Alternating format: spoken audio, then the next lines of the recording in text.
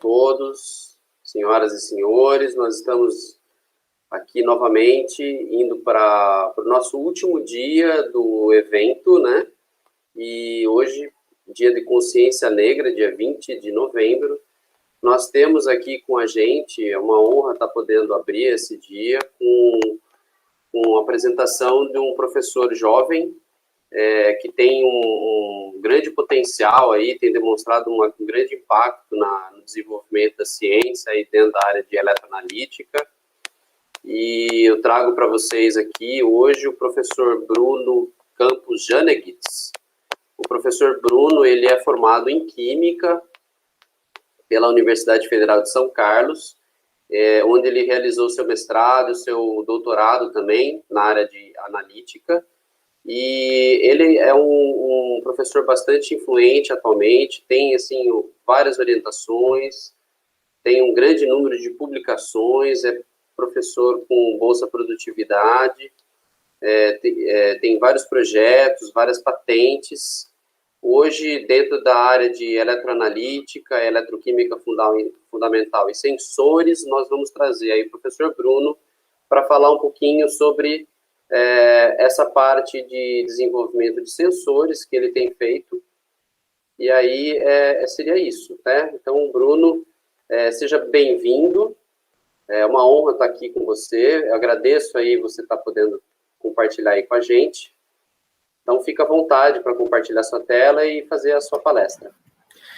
Boa tarde a todos que estão no YouTube, boa tarde todos da comissão organizadora, obrigado pela apresentação, Francisco, fico muito feliz com a apresentação feita por você, um colega de universidade, colega da nossa pós-graduação de Sorocaba.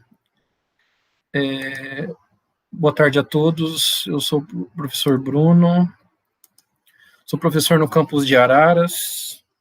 Hoje a gente vai falar um pouquinho sobre desenvolvimento de sensores, então publicação de desenvolvimento, né, publicação de sensores descartáveis, né, eu acho que é um assunto legal, então coloquei como título produção de sensores descartáveis para aplicações eletroanalíticas. Agradeço mais uma vez toda a organização da SBR pelo convite, aqui tem os dois QR Code do nosso laboratório, quem quiser acompanhar, é só clicar aí na foto e nos seguir, para a gente tem bastante uma molecada bastante engajada para poder fazer essas divulgações, divulgação científica, divulgação dos nossos trabalhos. Eu gosto sempre de falar um pouquinho da UFSCar, eu sou formado de São Carlos, mas nós temos também o campus de Araras, Sorocaba e Lagoa do Sino. Eu estou lotado em Araras desde 2015, então nosso laboratório já está fazendo 5 anos, né? Com o finalzinho de 2015 eu comecei a montar o laboratório, agora mês passado fez 5 anos de grupo de pesquisa. Então, eu falo um pouquinho de Araras também, rapidamente. Araras é uma cidade que tem mais ou menos 135 mil pessoas, vive basicamente do agronegócio. A indústria mais famosa de Araras é a Nestlé, e aqui em Araras que é feito o Nescafé e o Nescau. Então, a cidade tem um cheiro um pouquinho mais fraco de chocolate, mas durante as noites, no centro da cidade, a gente consegue sentir um cheiro muito agradável de café. Quem que nunca viu falar de Araras fica na rodovia Anhanguera, próximo a Limeira, e quando vai saindo de São Paulo, destino de Ribeirão Preto. A rodovia dos Bandeirantes, ela acaba em Araras, né, ou começa, dependendo do... O correto é começar em São Paulo e terminar em Araras, né, o certo pelas quilometragens, né. Então, ela acaba em Araras, e também a rodovia Anhanguera, ela passa aqui em frente, seguindo para Ribeirão Preto. Os cursos de Araras de graduação é Química, Física e Biologia, eu leciono para esses 3 cursos de ciências, tem o curso de Engenharia Agronômica, Biotecnologia e Agroecologia, e algumas outras pós-graduações, com destaque a pós-graduação em Ciências e Matemática. Como eu disse já anteriormente, o nosso laboratório é o Laboratório de Sensores, Nanomedicina e Materiais Nanoestruturados, nós temos 5 anos de existência. Hoje nós temos estudantes de todos os níveis, de iniciação até pós-doutorado, e estamos colhendo bons frutos, né, com esse grupo que está começando a se estabelecer agora, né, não é fácil sair de São Carlos, entrar no campus fora de sede, e aí começar do zero, então é algo muito gratificante para nós. Entrando na palestra de hoje, a gente vai falar um pouquinho de sensores descartáveis, lembrando que uma célula eletroquímica de compartimento único ela vai ter entre 10 e 15 ml, trabalho com 3 eletrodos e trabalhando mais ou menos no comprimento médio entre 12 e 15 centímetros. Os sensores descartáveis, eles podem ter pequenos volumes, até microlitros, apesar de eu vou mostrar aqui na apresentação uma maior, que já dá para fazer parecido com uma célula convencional, mas geralmente se trabalha com volumes de microlitros, dá para colocar os 3 eletrodos também. Possibilidades de várias configurações, e aqui é legal trabalhar com baixo custo, e aí a gente pode trabalhar com ideias de point of use e point of care a um baixo custo. Falar de sensores descartáveis, eu gostaria de falar um pouco do passado, falo um pouco realmente da história dos sensores, depois eu vou falar um pouquinho do passado dos meus trabalhos, presente e futuro dos nossos trabalhos do grupo. O professor Wang, que vários colegas já do Brasil foram para lá já, principalmente, acho que o primeiro foi o professor Lúcio Agnes, que publicou mais de 10 trabalhos com ele, 10 a 15 trabalhos muito bonitos, quem puder acompanhar. O professor Wang foi um dos primeiros, ou se não o primeiro pesquisador a trabalhar com desenvolvimento de sensores descartáveis. Ele tem trabalhos datados de 92, 93, já com tantos potenciométricos quanto amperométricos. E um exemplo que eu acho que uma homenagem que gostaria de fazer, eu não tive o prazer de conhecê-lo pessoalmente, nem de trabalhar com, mas meu orientador da Espanha, quando eu fiz doutorado de sanduíche, era muito amigo dele, o professor Agustín Costa Garcia, que é o idealizador do DropSense, que é um dos cofundadores da startup DropSense, que todo mundo vê esses sensores. Eu coloquei o exemplo 110 aqui, que é o eletrodo de carbono. Ele faleceu, acho, com 72 anos, faleceu ano passado, e é um grande pesquisador, um grande incentivador desses tipos de sensores descartáveis. Então, quem puder acompanhar um pouquinho a história desses dois pesquisadores, eu acho que vale a pena para chegar onde nós chegamos hoje com esses tipos de sensores. Os eletrodos screen printed nada mais é que você tem um sensor, você tem uma preparação com um molde, esse molde vai colocar em cima de um substrato e você tem a passagem da tinta, né, por diferentes maneiras, e essa tinta ela vai ficar então com o molde, você retira o molde com excesso e você tem um sensor produzido, né. Tem alguns exemplos aqui, muito felizes, de 2015, esse trabalho aqui do professor Wang, que é o de Tatu, que foi em 2003, que deu um impacto na literatura. Esse é o trabalho do Murilo também é um professor, um pesquisador do CNPEM, que tem feito trabalhos muito legais, com materiais flexíveis. Quem quiser acompanhar, eu sugiro que acompanhem. Aqui eu coloquei mais alguns trabalhos de alguns grupos brasileiros, eu não vou conseguir englobar todos, mas a minha ideia é tentar mostrar que existem vários grupos brasileiros que têm feito sensores descartáveis de maneira muito interessante. Aqui é um exemplo do trabalho do professor Wendel, aqui do professor Éder Cavalheiro. Esse aqui é o trabalho do professor, que agora já é professor, que então era doutorando, William, que é professor hoje na Unicamp, e era aluno do professor Tiago Paixão. O trabalho do Robson e do Paulo Raimundo com o professor Chu, e tem parceria com o pessoal de Araraquara. O professor Sérgio Spínola também faz alguns trabalhos de sensores descartáveis. E aqui é um trabalho do professor Ronaldo Faria também, que também desenvolve sensores descartáveis com esse intuito de baixo custo e para tentar fazer análises point of use e point of care. Então, como eu falei, eu dei um global, e agora eu vou falar um pouquinho dos nossos trabalhos, né? Então, o primeiro trabalho que eu tive contato com sensores descartáveis foi em 2010, com aqueles sensores descartáveis que eu falei que foram idealizados pelo Agustín Costa Garcia. O professor Pingarron, como tinha muita amizade, ele ligava para o professor Agustín, e no outro dia chegava uma caixinha lá e a gente fazia uma medida por eletrodo descartável. Esse eletrodo hoje é um eletrodo que não tem um custo tão baixo, né? Pensando em dólar, hoje ele chega próximo a $3, mas foi a primeira vez que eu tive contato e eu fiquei maravilhado. Falei, trabalhar com baixo volume e conseguir fazer dispositivos para análise, né? Então, esse trabalho o eletrodo de trabalho foi modificado com ácido, depois entrou com IDC e NHS, Depois do EDC-NHS foi colocado streptavidina, e esse eletrodo, esse anticorpo, que ele é biotinilado, ele tem uma aderência por streptavidina. Esse trabalho foi um trabalho para estradiol, tá? Então, um hormônio, então esse é o anti-estradiol. E aí a gente fez um sensor aqui, um imunossensor competitivo. Então, a gente tinha o estradiol marcado com enzima peroxidase, e a gente entrava em contato com a amostra sem marcação. Então, a gente tinha no começo muitas moléculas de estradiol marcadas, e conforme eu fui adicionando as amostras, cada sensor uma medida, né, vai diminuindo, porque eu vou aumentando a concentração de estradiol, e vai diminuindo a estradiol marcado. Então, por isso que é uma competição entre os dois. Então, há uma queda de sinal. A cada etapa que eu mostrei na construção ali foi acompanhado a caracterização por impedância eletroquímica, e mostra que a cada etapa, praticamente cada etapa, com exceção da etapa de EDC, até a formação com o anticorpo, até a entrada do antígeno, há um aumento de resistência, que isso é comum para mostrar que a caracterização, que essa formação desse biosensor, esse imunossensor, ela é efetiva. Então, esse trabalho é um trabalho já que eu fiz no pós-doutorado. Esse trabalho também foi de dengue.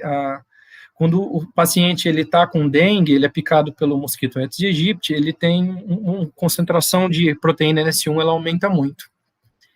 Então, eu cheguei no grupo do professor Xuxa, eu vinha alguns trabalhos anteriores ao trabalho do professor Xuxa, o professor Valtencir Zoccoloto, do professor Chu também faziam trabalhos de eletrodos descartáveis sobre superfície de vidro, né?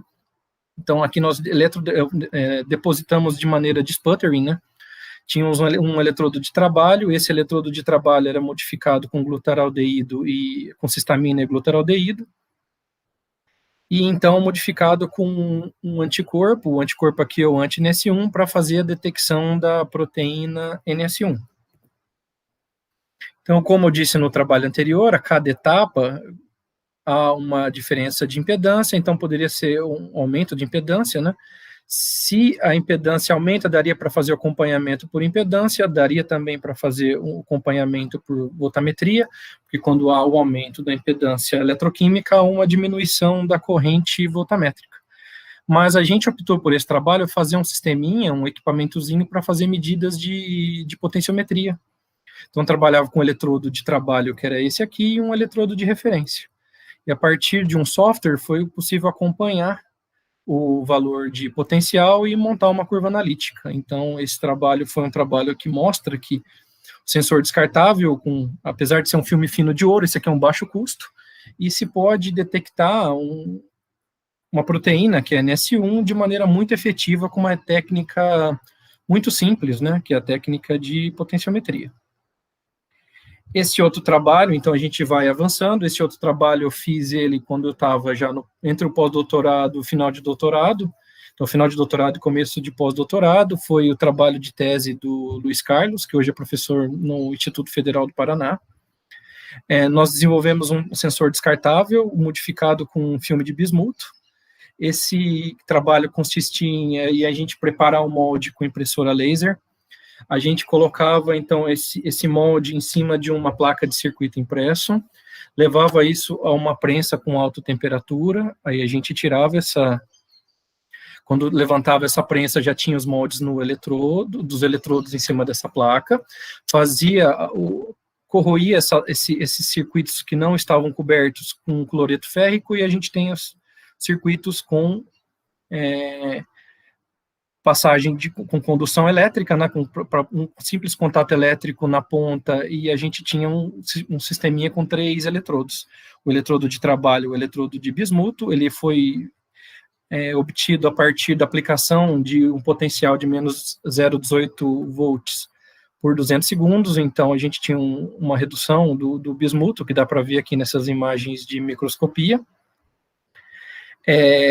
A gente cobria as partes não interessantes, né, as partes que, para não conduzir, a gente com esmalte de unha, e deixava exposto os 3 eletrodos para poder fazer a medida eletroquímica. Então, nós temos aqui um eletrodo baixíssimo custo, e nós usamos esse eletrodo para fazer a detecção de 2 agrotóxicos, o paraquat e o diquat, que são parecidos, possuem regiões de redução em janelas parecidas, então eles, como são parecidos, obviamente um vai acontecer interferência no outro, mas não é esse o intuito. O intuito é mostrar que a gente tem um sensor que ele pode ser aplicado para mais de um agrotóxico. Os 2 tiveram curvas analíticas na região de micromolar, e os testes de comparação foram feitos com HPLC, e o erro entre as técnicas foi muito baixo, mostrando então que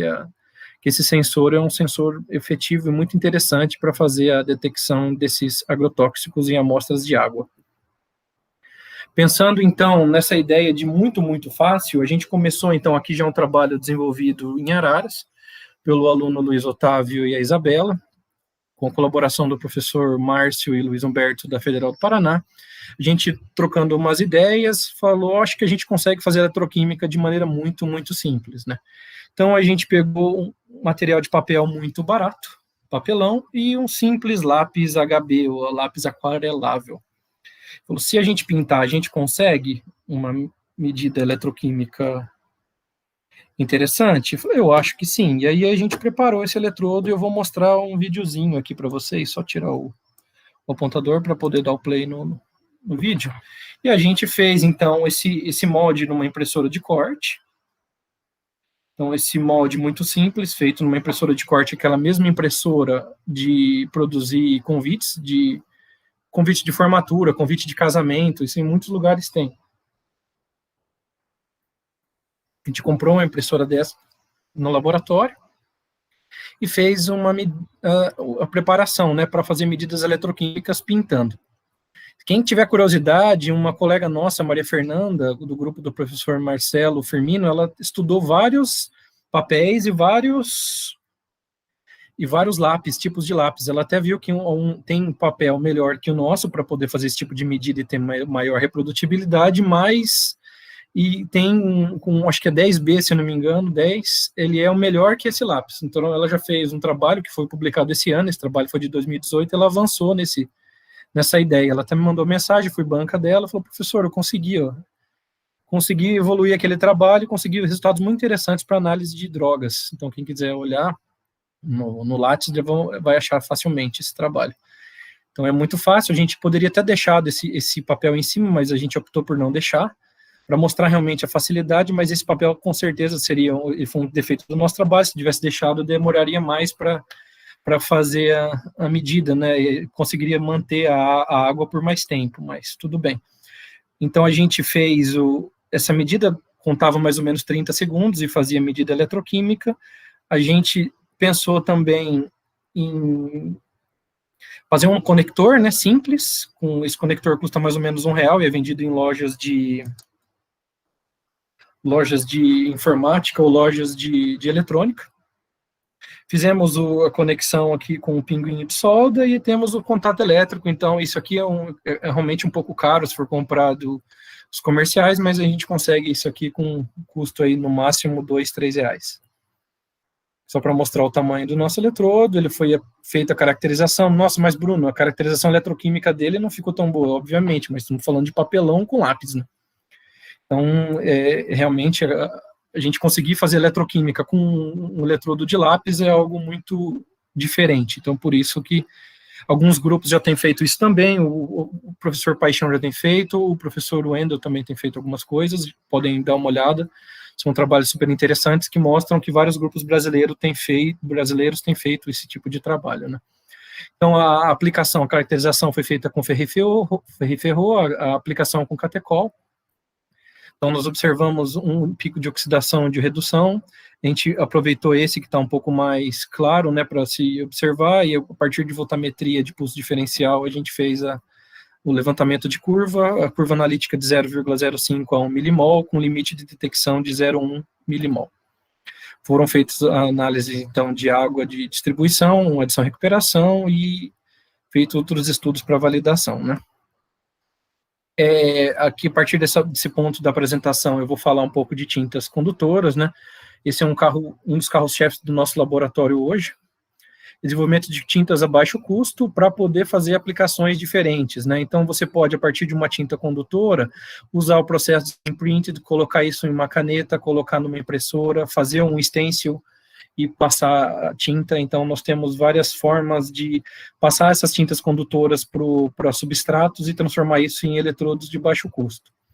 Essa primeira ideia nossa foi uma ideia de produzir uma tinta com esmalte de unha, com grafite. Quem também, se quiser dar uma olhada, também tem um trabalho do professor André, que em paralelo, na mesma época, eu estava fazendo, não teve sobreposição de trabalhos, né? São trabalhos paralelos, mas ele também fez um trabalho que está, acho que na Eletroquímica Acta. Quem quiser assistir e ver esse trabalho, né, assistir os trabalhos dele, pode olhar e procurar na literatura, que é o Lauro Pradella que fez, um aluno que defendeu há pouco tempo, ele inclusive fez parceria com a gente aqui, inclusive nesse trabalho, é um trabalho de revisão com os professores lá, André, Regina, Rodrigo e Juliano Bonacin. Isso é uma revisão que logo acho que sai na Microchemical Journal. Então a gente produziu uma tinta com esses dois produtos, né, grafite e esmalte de unha, e mas eu não tenho dinheiro para comprar um substrato caro. Tudo bem, a gente pegou garrafa PET, lixou um pedaço de garrafa PET, e a gente tinha ali eletrodos de maneira muito fácil de se obter e fazer medidas eletroquímicas de maneira muito, muito simples também, como no trabalho anterior. Aqui tem um videozinho para mostrar para vocês, e fica mais fácil eu colocar o vídeo em vez de ficar só falando. Então, também usamos a impressora de corte, com aquele desenho semelhante do trabalho anterior. Então, pega a garrafa PET, corta a garrafa PET, lixa ela, né, para poder dar uma melhor aderência. Foi limpo isso com acetona.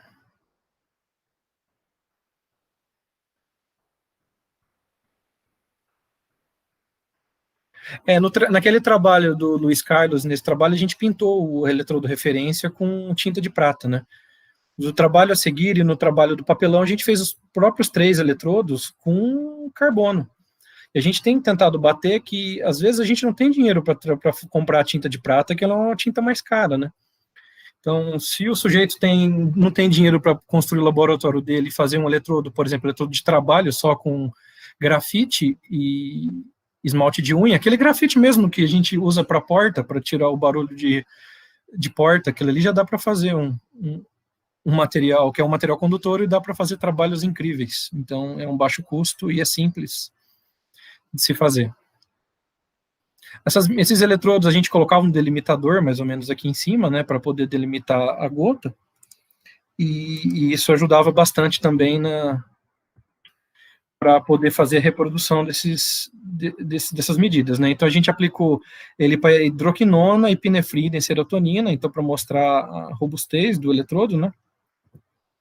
E usando essa mesma tinta, a gente pensou em fazer em cima de papel também. Então, nesse trabalho aqui, a gente fez em papel impermeável, também mostra o vídeo, que é fácil de se fazer. E às vezes eu falo, não tenho dinheiro nem para construir aquele conector, professor, mas se tiver uma impressora, vai gastar mais, eu sei que não é tão barato, uns R$2.000. Mas se bolar algum jeito de construir isso e cortar com estilete, alguma coisa assim, fazer uma forminha e cortar o adesivo, a gente já está para produzir um sensor. E aqui é papel impermeável. Isso aqui compra da Tilibra, um baixíssimo custo, acho que é R$5, e dá para fazer milhares de eletrodos. Então, são 3 eletrodos, e aí, se tiver o potenciostato, dá para conectar sem. A gente preparou um eletrodo em papel, sem a necessidade de usar os conectores, fazendo conexão direta com o potenciostato, mudando a arquitetura. A gente fez uma arquitetura um pouco maior, a gota é diferente do outro, que é mais ou menos 70 microlitros. Nesse trabalho a gente gastava cerca de 100, 150 microlitros por gota, né? Mas isso também a gente pintava, mas não. Eu sempre falo, fazer eletroquímica dá para fazer um de carbono e já dá para começar a trabalhar dentro do laboratório. Eu sempre falo isso, que é um incentivo para grupos de pesquisa e alunos que estão começando agora.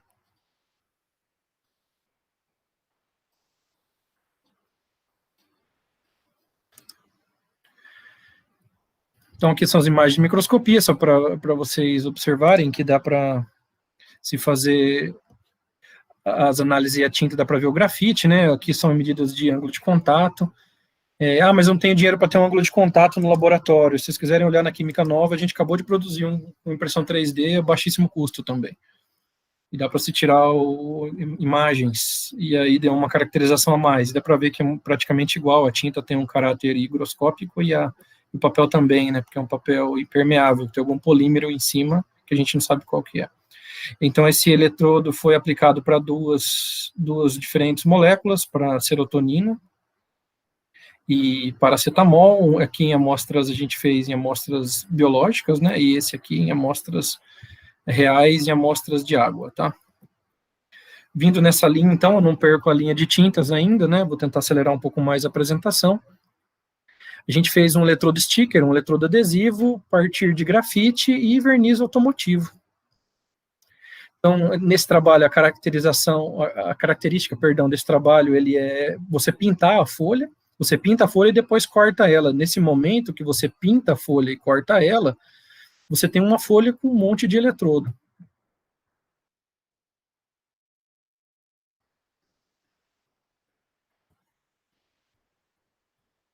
Então, você pinta a folha, vou tentar agilizar aqui para ser um pouco mais rápido ainda, corta na impressora de corte, né? E aí você tira esses excessos, e aí você vai ter um eletrodo que você pode colar em qualquer tipo de substrato, né? A gente colocou um exemplo aí, por exemplo, no pulso, né? Esse trabalho foi aplicado para dopamina e também a gente fez, então, todo esse desenvolvimento e caracterização com dopamina, aplicação dele em dopamina e também o desenvolvimento de um biosensor com ele. Então, a gente pegou o DHP, que é um surfactante, juntou com a glicose e oxidase e gotejou no eletrodo de trabalho. E aí, nisso aí, a gente tinha um eletrodo para detecção de glicose, e a gente tem, então, um sensor em papel e um biosensor em papel, de um custo relativamente baixo, para poder fazer medida eletroquímica. Então, é algo bem versátil e que abre, então, a hipótese de você pintar uma folha de adesivo e cortar ela, você tem aí um monte de sensor. Então, fechando as ideias de tintas, né? Então, esse é um trabalho também que dá para fazer muitos eletrodos. Eu trabalho em parceria com aqueles colegas que eu falei que estavam também desenvolvendo outras tintas. Eu cheguei no Enca e falei, olha, André, como vocês estão desenvolvendo tintas e eu também, que tal a gente ter uma ideia de fazer algo junto, né? Então, a gente fez esse trabalho com verniz vitral, a gente fez um sensor em papel e um sensor de 3 eletrodos para detecção de hormônio. Então, o sensor de papel, ele pintava o papel com um verniz vitral mais grafite, depois tampava as áreas que não são interessantes com papel contact e deixava essa região aqui com contact e um círculo para poder ter o contato com a tinta e fazer as medidas eletroquímicas. Então, só um eletrodo de trabalho, assim, foi aplicado em alguns compostos fenólicos, como dopamina, catecol e hidroquinona. Aí o sensor flexível, que é flexível igual do trabalho da Isabela lá do esmalte de unha, a gente fez da mesma forma, com 3 eletrodos, e a gente aplicou aqui para estriol. Então, a gente mostra que um sensor ele pode ser tanto usado em papel quanto no PET, e a gente tem o sistema de só com eletrodo de trabalho em papel e 3 eletrodos de maneira flexível.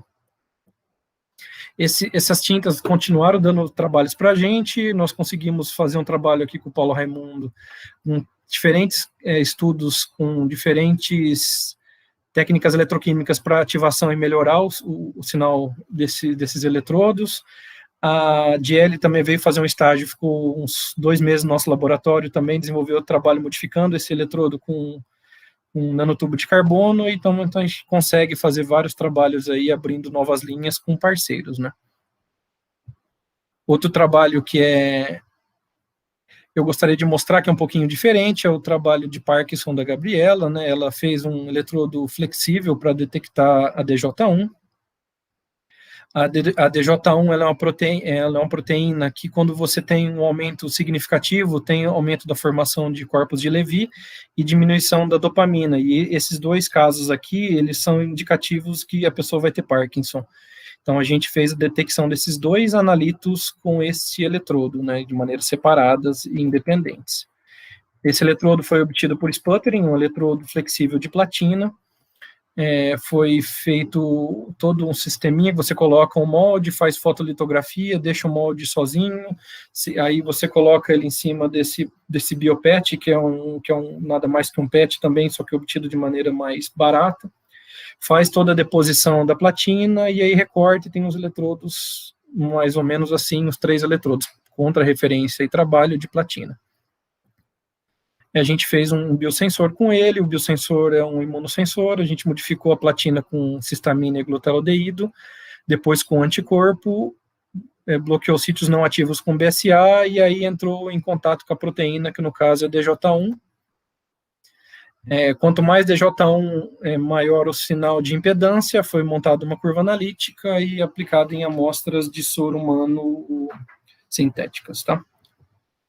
Entrando na fase final, então a gente falou de passado, dos trabalhos primeiros, tanto da literatura quanto nosso, a gente falou do presente, que são as tintas condutivas, agora eu vou falar de presente e futuro, que para nosso laboratório hoje é a impressão 3D. Então a impressão 3D, ela tem alguns tipos, como por laser, litografia, mas o que tem se mais usado é a fusão por modelo, né, de fusão e deposição por modelo de fusão, perdão. O FDM. Então, o FDM são aquelas impressoras tradicionais, eu até tenho um videozinho para mostrar aqui, e o FDM é interessante, que é barato, popular, fácil design, a gente consegue fazer muita coisa. Quem quiser dar uma olhada, depois dá uma olhada no meu Lattes, a gente fez um trabalho de revisão na Analítica Química Acta esse ano, que foi capa de um dos volumes, né, que fala bastante sobre diferentes maneiras de se obter os sensores 3D. O trabalho da Cristiane também foi capa da Analyst desse ano, foi obtido a partir, os sensores que a Cristiane fez de trabalho a partir de um filamento condutor com um custo razoavelmente barato, mas se produz bastante, ainda é comercial, mas ela fez vários eletrodos e vários tratamentos, e aí a partir desses tratamentos, porque sem tratamento a gente não consegue medir de eletroquímica legal com esses eletrodos, porque esse material aqui é um material PLA grafeno, né, também já tem PLA carbon black, tem PLA grafite, esse material então tem o PLA, que é um ácido polilático, que é um polímero, e ele bloqueia, então a gente tem que fazer vários tratamentos para expor esse material condutor. Então, a Cristiane fez vários tratamentos com o DMF, NaOH, ácido nítrico, sulfúrico, eletroquímico, ou misturando esses tratamentos. O tratamento que a Cristiane conseguiu melhor, a Cristiane é uma pós-doc que está fazendo um intercâmbio entre eu e o professor Juliano Bonassin na Unicamp, com a bolsa com o professor Juliano, e ela fez vários tratamentos, foi discutindo com a gente. E o melhor tratamento foi com NaOH e o tratamento eletroquímico. Então, com medidas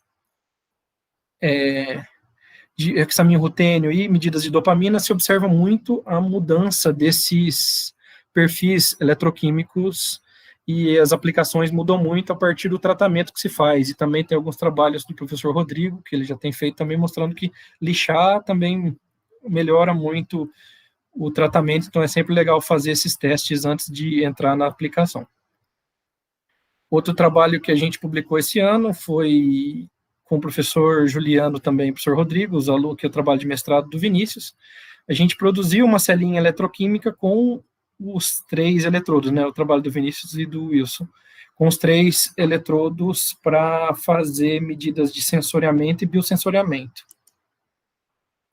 Vou mostrar o videozinho, que é mais fácil também, para vocês verem que a gente fez a célula eletroquímica e também os eletrodos.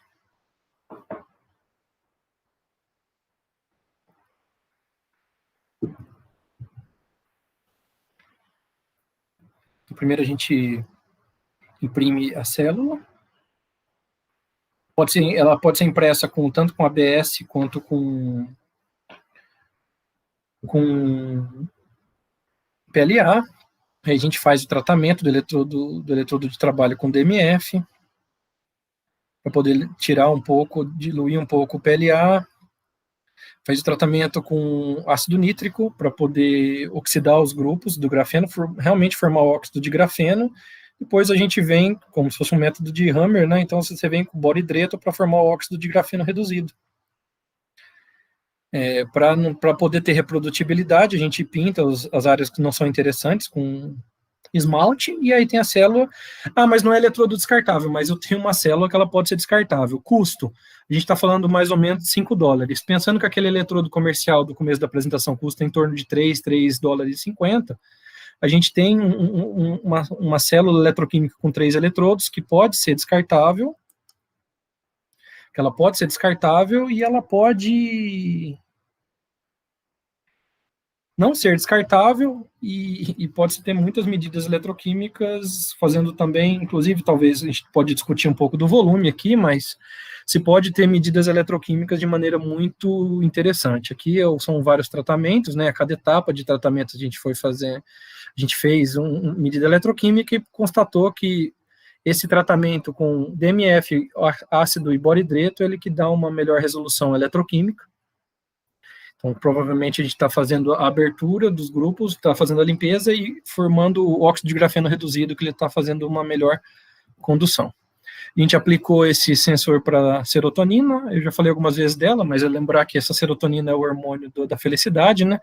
E a gente modificou também esse biosensor com tirosinase, que é uma polifenol oxidase para detecção de catecol. Então, a gente fez tanto aplicação sensorial quanto biosensorial para mostrar a robustez do sistema.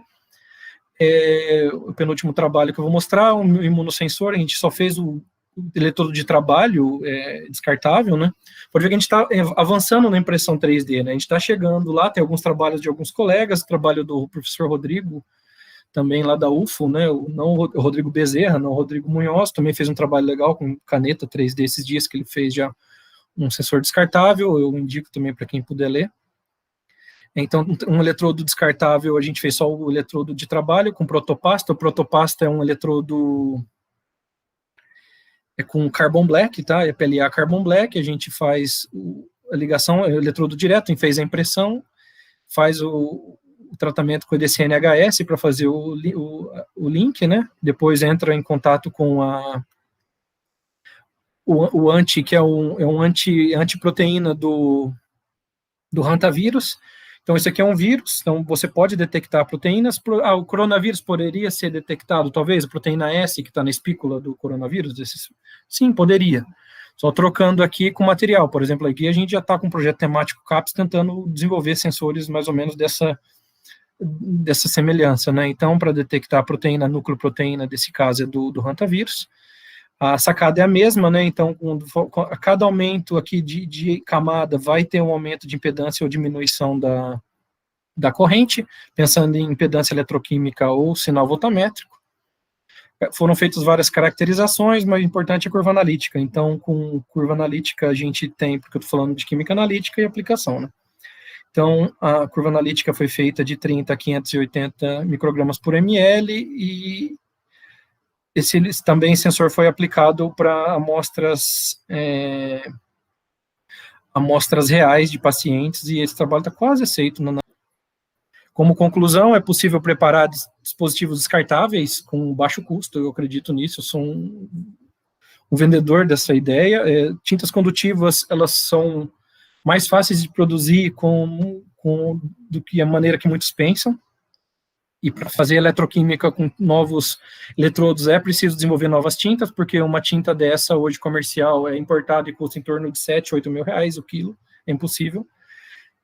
Vocês podem tentar pensar em novos substratos flexíveis, isso é interessante cada vez mais na literatura.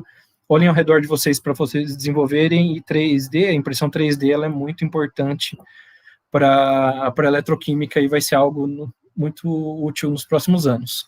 Aqui é o grupo hoje nosso, nós temos alunos desde iniciação, como eu já falei no começo da apresentação, após doutorado. Eu não vivo sem essa molecada, eu agradeço muito a eles, sem eles eu não consigo ter o que eu apresentei aqui hoje. Eu agradeço também os colaboradores, aí tem uma galera de várias instituições. Eu acho que quanto mais a gente tiver parceiros, melhor vai ficar melhor vai ficar a qualidade do paper, da patente, do desenvolvimento dos alunos, né? Gostaria de agradecer, então, ao UFSCar, ao Centro de Ciências Agrárias, onde eu estou alocado, ao segundo SBE, pela oportunidade de falar. Desculpe que eu tive que acelerar um pouco, que tinha bastante coisa para falar. Eram trabalhos que eu realmente julgava importante, então são trabalhos importantes para mim.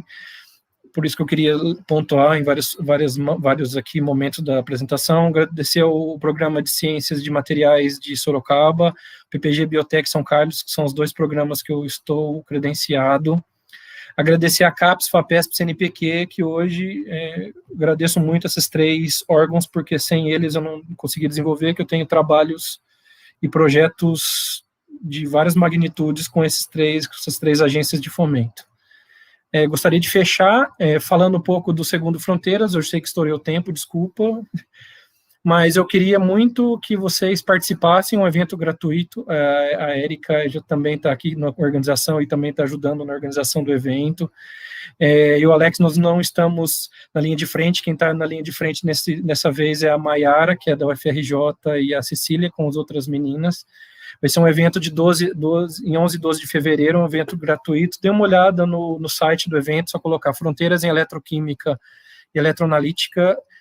Todas as mulheres estão convidadas para apresentação de trabalhos, os homens estão convidados a participar. Eu peço muito para os homens, participem, gente. Favoreça essa mulherada, que tem muita mulher no Brasil trabalhando de maneira muito bonita e muito boa.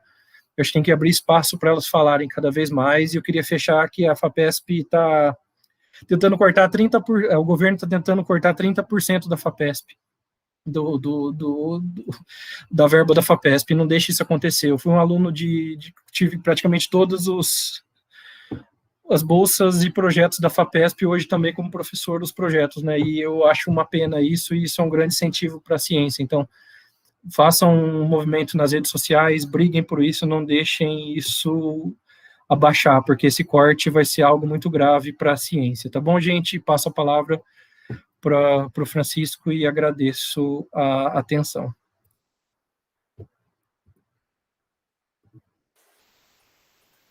Obrigado, Bruno. Muito interessante a palestra. Nós tivemos... tem uma pergunta aqui. Vou ler as perguntas para você. Então, a primeira pergunta veio do Brenner, de UFAM. Boa tarde, parabéns pelos trabalhos e apresentação. A durabilidade e funcionalidade dos eletrodos em papel pode variar de acordo com o eletróleo utilizado nas medidas? Pode muito. O eletrodo de papel eu acho muito legal, mas a impermeabilização dele é importante. Por exemplo, aquele do papelão é prova de conceito, aquilo, mostrar que funciona. Tentar desenvolver muita aplicação em cima daquilo não é interessante. Mostrar que eletroquímica é possível de maneira fácil. Agora, por exemplo, naquele trabalho do Luiz Otávio, que a gente pintou com verniz automotivo, o próprio verniz ele faz um bloqueio no papel. Então, eu tenho um eletrodo de papel, aquele trabalho, mas ele está impermeável, igual no trabalho da Jéssica, que a gente já comprou o papel impermeável. Então, impermeabilizar é importante. Se você trabalha com ácido, trabalha com orgânico, com solvente orgânico, ele dissolve a tinta, não é possível, tem que ser com solvente aquoso. Isso tudo tem que ser levado em conta. Obrigado, Brenner, pela pergunta, muito boa. Legal, tem mais uma aqui do Wilson Fernandes, da UFSCar. Professor Bruno, na sua opinião, qual seria o futuro da impressão 3D na confecção de sensores eletroquímicos?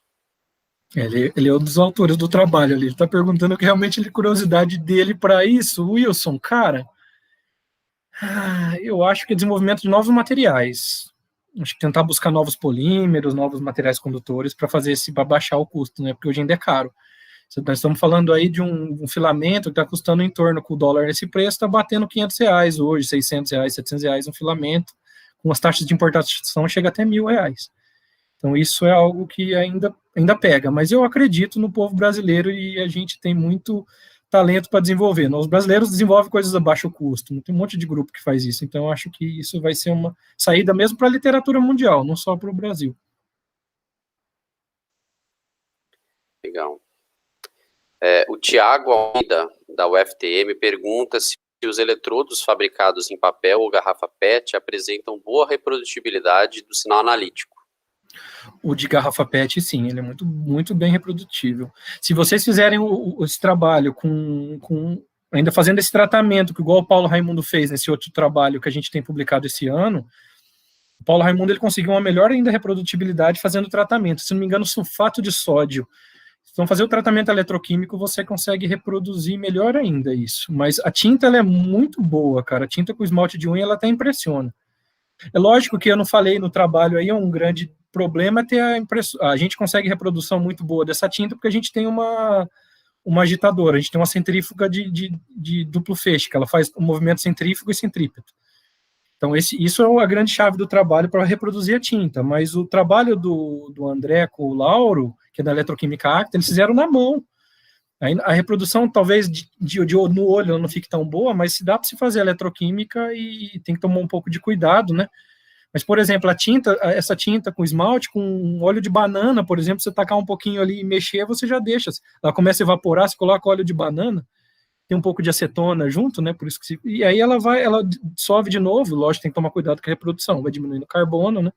Mas dá para se usar de novo, então é algo que dá para se investigar bastante, dá para fazer bastante coisa. Tem vários grupos, eu tenho trabalho submetido com o pessoal do FRJ, com a Maiara, tem trabalho com o pessoal do Sul, que a gente está fazendo, o pessoal do UFPR tem feito alguns trabalhos já a partir da ideia da receitinha dessa tinta, então eu tenho tido contato com pessoas que têm conseguido fazer feedback de pessoas, pô, professor, estou conseguindo fazer eletroquímica a um baixo custo usando aquela ideia sua. Então, eu acredito que, pelo menos, os nossos trabalhos reproduz bem. Até uns 4 meses, ela fica boa, essa tinta depois. Aí, depois de 4, 5 meses, ela começa... A gente não fez estudo de tempo, mas a gente deixou no laboratório e começa a fazer medida, né? Uns 4, 5 meses, ela começa a se degradar, né? Então, uns 4, 5 meses dá para se fazer eletroquímica de maneira bem legal. Tem mais uma questão aqui, e depois eu vou fazer uma para a gente poder fazer um encerramento aí. O Brenner pergunta mais uma vez, ele quer saber se existe algum método específico para a limpeza da impressora 3D, para evitar contaminantes no eletrodo. Tem, os meninos têm feito, eu não lembro, o Wilson pode ajudar aí, que está no chat, que ele falou aí. Mas tem, os meninos aquecem e eles colocam, se não me engano, em DMF, os bicos da impressora, porque realmente dá problema.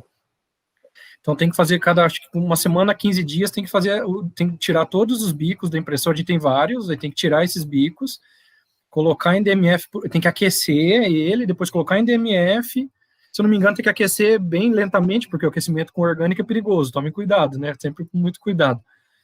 Mas tem que fazer o aquecimento e tratamento com orgânicos, senão você não consegue limpar os bicos e não consegue fazer reprodução dessas medidas. É algo que pega realmente.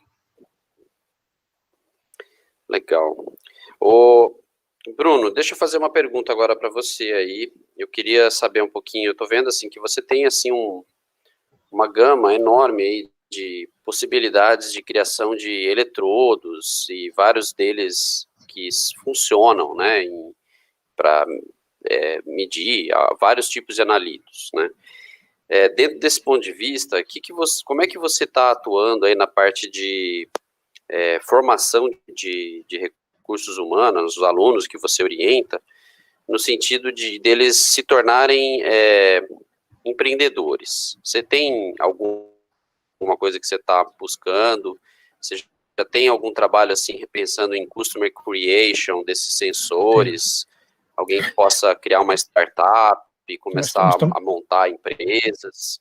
Estou me engatinhando com o processo de criação de uma empresa, já tem. Eu estou tentando incentivar alguns alunos, por exemplo, tendo uma aluna de doutorado e uma aluna e um aluno de doutorado, eu quero que eles montem uma empresa, mesmo que essa outra esteja montada, eu não acho, por exemplo, o professor, aquele como o Agostinho, ele tem 5 ou 6 startups criadas, a ideia continuou, né, ele faleceu. Então, eu acho que tem que ser, a partir de várias startups, uma delas vai vingar, não é uma empresa que vai vingar. Então, eu tenho tentado incentivar eles escreverem patentes, eles começarem a entender que não são todos que vão para academia. Eu queria que todos fossem para academia, mas eles não vão. E eu falo para quem está assistindo aí, gente, não vai todo mundo para academia, não vai ter vaga para todo mundo. A Europa também não tem vaga para todo mundo, para pós-doutorado e academia. Os Estados Unidos, eu acho que assim, Mas eu acredito no mestrado e doutorado. Eu acredito que o mestrado e doutorado ele pode gerar criação de qualidade, né? Então, formação de recursos humanos. Eu tenho tentado levantar isso no laboratório, a gente vai fazer o Fronteiras 3, vou abrir já um pouco aqui, já trazer. O 2 vai ser das mulheres, o 3 a gente vai fazer um Fronteira só de inovação. Então vai trazer a agência de inovação da UFSCar, a gente vai fazer, vou avisar o pessoal foi incentivo na própria disciplina de sensores, Francisco. Os alunos falaram, professor, sempre discute isso, por que você não faz? Eu falei, vamos fazer então. A gente vai fazer um curso, fiquem atentos nas nossas redes sociais, vai ser grátis. Curso de incentivo, a gente vai tentar trazer alguém da FAPESP que fala, né? Porque pesquisa é você transformar dinheiro em conhecimento. Inovação é você transformar conhecimento em dinheiro. E a gente está muito ainda na pesquisa, não está na inovação, né? Então, a gente está na hora de a gente começar a transformar isso em inovação. E não é fácil, assim, acho que começou a se discutir isso a partir de 2015, mais ou menos, né? A importância das patentes. E eu acho que, assim, tem que, toda vez que, eu incentivo vocês que estão assistindo, toda vez que vocês têm um processo ou um produto, mesmo que seja melhoria de um processo, tentem fazer deposição de patente, busca o depósito de patente, tenta buscar, entender o que é inovação. Porque aí vocês vão começar a entender o que é uma startup, o que é uma abertura de empresa, e essa abertura de empresa vai gerar para vocês lucro futuramente. Eu quero que meus alunos venham de carro importado, bater nas minhas costas, tomar um café comigo. Aí eu acho que vai ser o momento que eu vou estar, estou feliz, fiz o que eu deveria realmente, né? Então eu acho que tem que incentivar a molecada para isso. Legal, bacana aí o incentivo, e se tem essa ideia aí da terceira jornada, depois vamos conversar, porque dentro aqui da universidade, da UFSCar, a gente tem aí o curso do MBI, o Master Business Innovation, e a gente trabalha muito essa parte aí de formação, é um curso de pós-graduação, mas que trabalha a inovação, e de uma área mais ampla, não só da parte química ou tecnológica, né? Então tem outras áreas também. Legal, vamos sim. É muito interessante. E tem